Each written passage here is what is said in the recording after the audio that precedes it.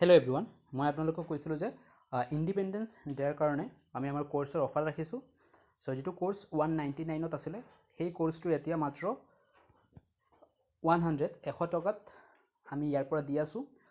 চ' সেই কোৰ্চটো যিটো আমাৰ অফাৰ কোড আছিলে সেইটো এক্টিভেট কৰি দিয়া হৈছে। চ' কোৰ্চটো পাবলৈ হ'লে প্ৰথমত আমাৰ এপটো ইনষ্টল কৰি লোৱা। এপটো অলৰেডি প্লে ষ্ট'ৰত আছে। তাৰ পৰা গৈ এপটো ইনষ্টল কৰি লোৱা, নিজৰ নাম্বাৰ দি চাইন ইন কৰি লোৱা। চাইন ইন কৰাৰ পিছত ইয়াত যিটো তলত ষ্ট'ৰ অপশ্যনটো দেখা পাই আছা, ষ্ট'ৰ বুলি লিখা আছে, তাত ষ্ট'ৰত ক্লিক কৰি দিবা। ষ্ট'ৰত ক্লিক কৰাৰ পিছত ইয়াত অলৰেডি এইটো পাৰচেজ কৰা হ'ল। চ' আপোনালোকে কি কৰিব, এইটো টেপ কৰিব। টেপ কৰাৰ পাছত বাই নাও, ইয়াত ষ্টাৰ্ট লাৰ্ণিং য'ত লিখা আছে, চ' পাৰচেজ কৰাৰ আগতে ইয়াত লিখা থাকিব বাই নাও বা পাৰচেজ কোৰ্চ লিখা থাকিব। ইয়াত ক্লিক কৰিবা। ইয়াত ক্লিক কৰাৰ পাছত যিটো অপশ্যন থাকিব, অপশ্যনকেইটা চুজ কৰিবা আৰু এটা স্ক্ৰীণত অফাৰ আহিব। ইণ্ডিপেণ্ডেঞ্চ ডে বুলি লিখা থাকিব আৰু ইণ্ডিয়া 75 বুলি কোডটো লিখা থাকিব। তাত টেপ কৰিবা। যদি টেপ নকৰা, যিটো কোড আছে এইটো এক্টিভেট নহয়। তাত টেপ কৰিব লাগিব। প্ৰথমত তাত টেপ কৰি দিবা, মানে চুই দিবা হাতেৰে। চব চাবা যিটো প্ৰাইচ আছে 199ৰ পৰা 100লৈ আহি যাব বা 103 টকা দেখাব পাৰে, কাৰণ যিটো ইণ্টাৰনেট চাৰ্জ আছে সেইটো ইণ্টাৰনেট চাৰ্জটো কাটিব। 103 টকা বা 4 টকা হ'ব। তাত ক্লিক কৰি গৈ পে'মেণ্টৰ অপশ্যন আহি যাব। তাৰ পৰা গৈ ডেবিট কাৰ্ড, মানে ATM কাৰ্ডৰ যেনেকৈ অনলাইন শ্বপিং হয় তেনেকৈ ATM কাৰ্ডৰ ডিটেইলছ দি বা গুগল পে'ও অপশ্যন আছে, তেনেকৈ গৈ কোৰ্চটো পাৰচেজ কৰিব পাৰিবা। আৰু এই কোৰ্চটো পাৰচেজ কৰাৰ পাছত এইটো এনেকৈ অপশ্যন আহি যাব, ষ্টাৰ্ট লাৰ্ণিঙৰ অপশ্যন আহি যাব।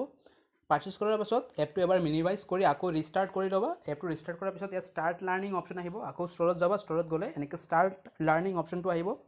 তাৰপিছত ষ্টাৰ্ট লাৰ্ণিঙত ক্লিক কৰি দিয়া। ইয়াত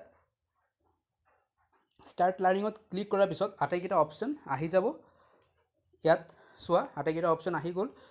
চ' ক'ত ক্লিক কৰিব লাগিব, যিটো কণ্টেণ্ট লিখা আছে ন, অভাৰভিউৰ লগত কণ্টেণ্ট, ইয়াত লিখা আছে ওপৰত একেবাৰে অভাৰভিউৰ লগত কণ্টেণ্টত ক্লিক কৰা।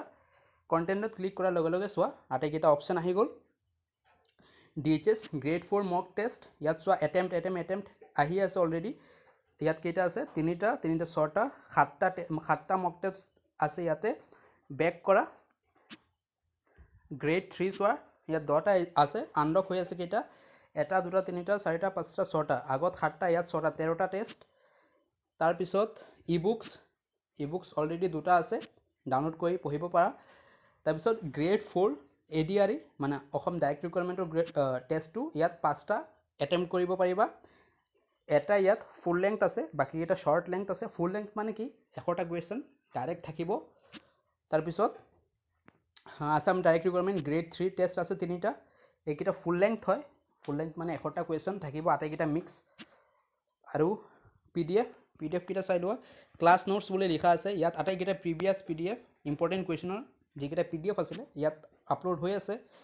তাৰপিছত ইউটিউব ভিডিঅ'ছ, কেইটামান ভিডিঅ' আছে, পলিটি, হিষ্ট্ৰী, এক্সপেক্টেড কুৱেশ্যন, তাৰ পৰা চাব পাৰা। তাৰপিছত আৰু আছে ইম্পৰ্টেণ্ট GK PDFs, য'ত আমি প্ৰিভিয়াছ ইয়েৰৰ কুৱেশ্যন আছিলে সেইকেইটা আটাইকেইটা ডিছকাছ কৰিছিলোঁ ইউটিউবৰ। তাৰ PDF কেইটা ইয়াত আছে, 5টা PDF। তাৰপিছত আৰু যোৱা ছ'চিয়েল ষ্টাডিজত আহিলে অসমৰ ইতিহাস, অসমৰ ভূগোল, অসমৰ কলা আৰু সংস্কৃতি, আৰ্ট এণ্ড কালচাৰ, আটাইকেইটা PDF ইয়াতে ইনক্লুড কৰা হৈ আছে আৰু আজিৰ কেইটাও ইয়াত ইনক্লুড কৰা হৈ যাব। চ' পলম নকৰাকৈ সোনকালে কোৰ্চটো পাৰচেজ কৰি লোৱা। কোৰ্চটোৰ প্ৰাইচ 100, কিন্তু অকল অহাকালি, মানে আজিৰ পৰা ষ্টাৰ্ট হ'ব, অহাকালি শেষ হৈ যাব।